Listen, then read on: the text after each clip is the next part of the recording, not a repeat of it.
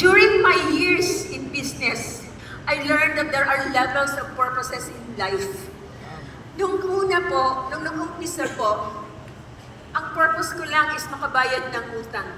That's basic. It's about survival. Kasi po, pag hindi ka nakabayad ng utang, may interest yan, you will not sleep. You will not have a better rest or sleep. You will be distracted. You will be bombarded with problems upon problems. And it's an abyss. You cannot get out from there unless you have that purpose in life. What's the focus of survival? It's about safety. It's about security. Okay?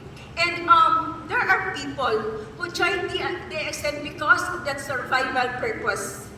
Now, they were earning 200,000, 500,000, yet their purpose in life still stuck to having that survival purpose.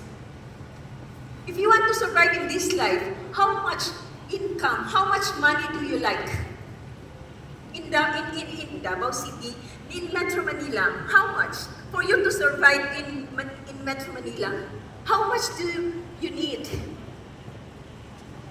Anyone? How much? Now, you don't know.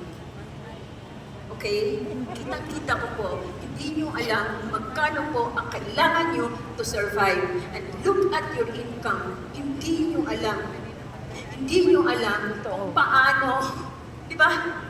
Paano kayo kikita kung hindi nyo alam ang pangangailangan nyo.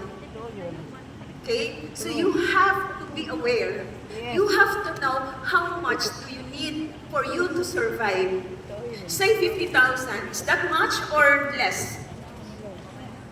Say 100,000 for you to survive in Metro Manila. Now, you earn 200,000. That's beyond survival. Yet, your purpose did not change. Still surviving. The attitude, the mindset are still surviving. How can you become Crown Ambassador when your purpose in life are so limited, with your needs are so limited for your survival? How can you become Crown Diamond? How can you become Crown Ambassador? Kailangan talaga yun. Do you think you will become Crown Ambassador? Kailangan No talaga way. yun. Because you have to level up. You have to go past the survival purpose. Malaking pera. Do you get me? Next is the functional purpose. If you are a parent, you have